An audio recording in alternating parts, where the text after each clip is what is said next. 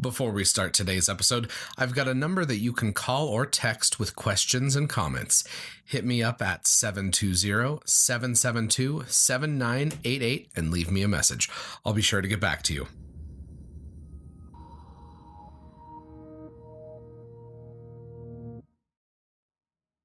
All right, lift off and the clock has started. We choose to go to the moon in this decade and do the other things. Not because they are easy, but because they are hard. Houston, Tranquility Base here. The Eagle has landed. Discovery, go at throttle up. And liftoff, the final liftoff of Atlantis on the shoulders of the space shuttle. America will continue the dream. Hey everyone, I am back from hiatus. Between Thanksgiving, traveling, and work, it's been even more busy than normal. I guess starting a weekly space history recap during a busy holiday season wasn't the brightest idea. I'm going to do my best over the next couple weeks to get out an episode every week for the rest of the year. Now, let's get to some space history. STS-27, 35, 53, and 61 all launched on December 2nd. The first mission to launch on this day was STS-27 in 1988 with the Space Shuttle Atlantis. The second, STS-35, was in 1990, and it was the first time that a necktie was worn in space. The third, STS-53, was a Department of Defense mission in 1992. And finally, the fourth, STS-61, was a Hubble Space Telescope repair mission in 1993. You can check out my latest post on Medium, which will be linked to in the show notes, for more on STS-61 and the first Hubble servicing mission. STS-27 was a classified mission, and it was the third flight of the shuttle Atlantis. This mission launched a classified Department of Defense payload, which was either a surveillance satellite for the National Reconnaissance Office or the CIA.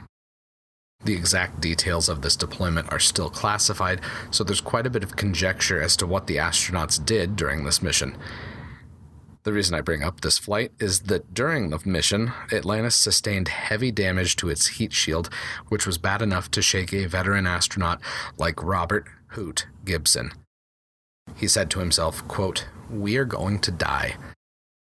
A lack of clear communication led to the shuttle Atlantis returning to Earth with extensive tile damage to the heat shield.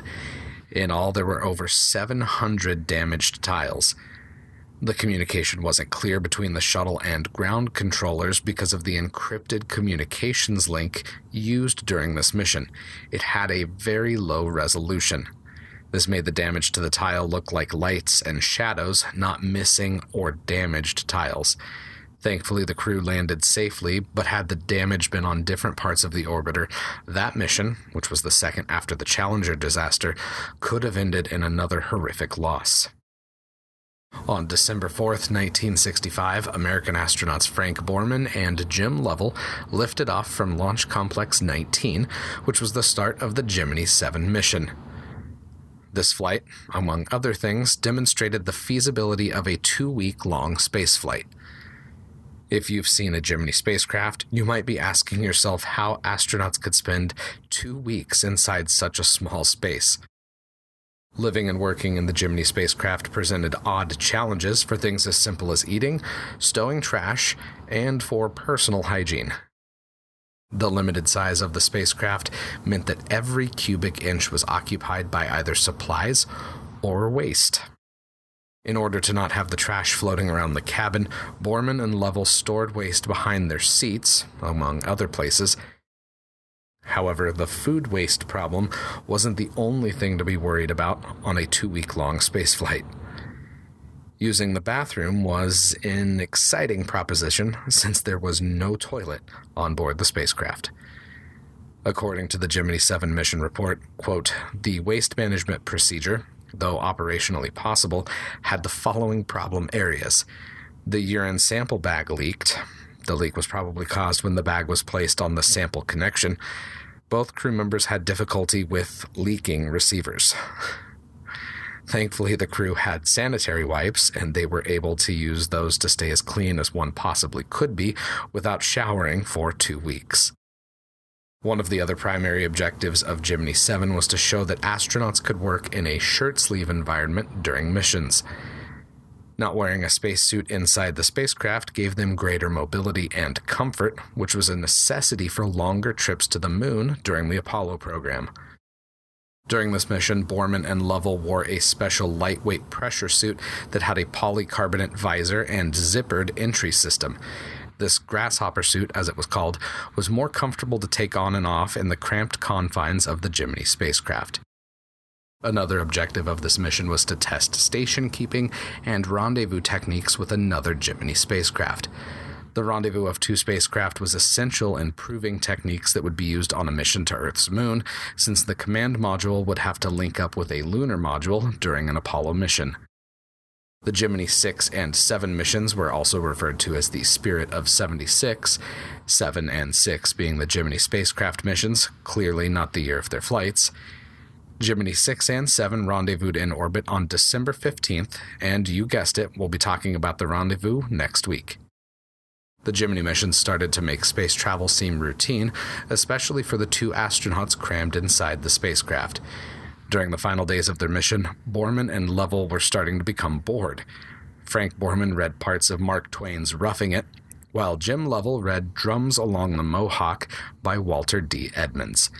Thankfully, NASA had been integrating time into the astronauts' schedules, helping ease the stresses of these longer-term space flights. After a flight that lasted 13 days and 18.5 hours, Gemini 7 splashed down in the Atlantic Ocean. I'm sure both astronauts were more than ready to get out of their spacecraft, and lucky for them, the USS Wasp was standing by, ready to take them on board. Next up, let's head to Mars. The Mars Pathfinder mission launched on December 4th, 1996. Pathfinder is an example of what NASA can do with a low-cost mission, with the budget being roughly $280 million for the vehicle, operations on Earth, and the rocket. Pathfinder had a unique airbag design that would be used for the Spirit and Opportunity rovers. This airbag, coupled with a heat shield, parachute, and retro rockets, allowed the spacecraft to slow to landing speed after traveling the roughly 300 million miles from Earth to Mars. Pathfinder operated for 85 days, and the tiny little Sojourner rover for 7. Sojourner weighed only 23 pounds, but it was still packed with science instruments and cameras. On the old website for Pathfinder, the Sojourner rover is described as being the size of a kid's wagon, so think of a small Red Ryder wagon, and you've got an idea of just how micro this little rover was. Sojourner's mobility was provided by 6 wheels, and it had a blistering top speed of 1.9 feet per minute, or 0.02 miles per hour. Sojourner was important for future missions to the Red Planet for 3 reasons. First, it gathered thermal data on itself, tracking the differences between day and night cycles on the Martian surface. Second, it was also designed to examine the material abrasion, specifically how the wheels reacted to the Martian soil. Lastly, it studied material adherence, which looked at how much material would end up on a solar cell and how a solar cell would function, clean versus dusty. The lander and landing site were renamed the Carl Sagan Memorial Station in honor of the late astronomer for his contributions to astronomy and space exploration. Now let's jump forward to December 7th. This isn't part of space history, but it's an important date in American history. On December 7th, 1941, Pearl Harbor was attacked by forces from the Imperial Japanese Navy. 2,403 Americans died in this surprise attack, and this event served as the catalyst that brought America into World War II. 4 of the Mercury 7 astronauts served in the armed forces during World War II: John Glenn, Alan Shepard, Wally Schirra, and Deke Slayton. December 7th is also the anniversary of the final Apollo mission. At 12:33 a.m. Eastern Standard Time on December 7th, 1972, the Saturn V lifted off on the final mission of the Apollo lunar program. This was the first and only night launch of the Saturn V, and judging from the pictures, it was spectacular. The raw power and incredible capability of those machines is something that's unmatched even a half-century later. Eugene or Gene Cernan, Harrison Jack Schmitt, and Stuart Stu Roosa are the last humans to have traveled to Earth's moon. Cernan and Schmitt spent more time conducting EVAs on the moon than any other Apollo flight. Schmitt was a geologist, which gave the Apollo 17 mission much more scientific capability than previous flights. Apollo 17 really showed what could be accomplished with the hardware that was developed for this program. It's been 47 years since humans have ventured out that far, but hopefully that's going to change in the next couple of years. I've got one piece of SpaceX history for today. On December 8th, 2010, SpaceX launched the first Dragon cargo spacecraft on a demonstration mission for the Commercial Orbital Transportation Services program. This flight was also the second launch of the Falcon 9 rocket. NASA started the Commercial Orbital Transportation Services program, or COTS, to fund the development and demonstration of commercial space vehicles.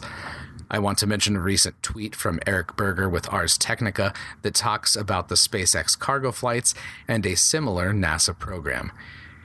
Berger tweeted that, quote, "Here's a bonkers stat for you as we count down to SpaceX's CRS-19 space station supply flight.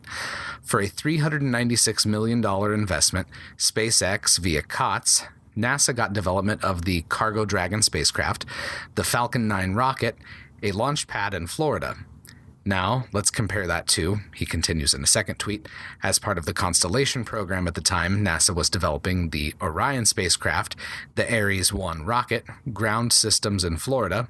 The cost of this program was approximately $396 million per month. Only Orion survives, which will probably fly humans in a few years." That is absolutely staggering. $396 million for a rocket, the Dragon spacecraft, and an operational launch complex versus $396 million per month on a rocket to nowhere. We're just going to leave it at that. Lastly, one more piece of space history from early in the space age. On December 8th, 1956, the Vanguard Test Vehicle 0 launched from Cape Canaveral. This early flight involved the first stage of a Viking rocket reaching an altitude of 126.5 miles. The Vanguard program started as a Naval Research Laboratory project, but the program was transferred to NASA after its creation in 1958. That's it for this week. Be sure to subscribe to The Space Shot so you never miss an episode. I'd love it if you could leave a review in Apple Podcasts. They help more people find out about the show. I've also got a call-in number that you can call or text with questions or comments. Just hit me up at 720-772-7988 and leave me a message. I'll be sure to get back to you. You can also connect with me at John Molnix on Instagram, Twitter, and Facebook. All of these social media links are in the show notes. Until next time, I'm John Molnix, and I'll catch you on the flip side.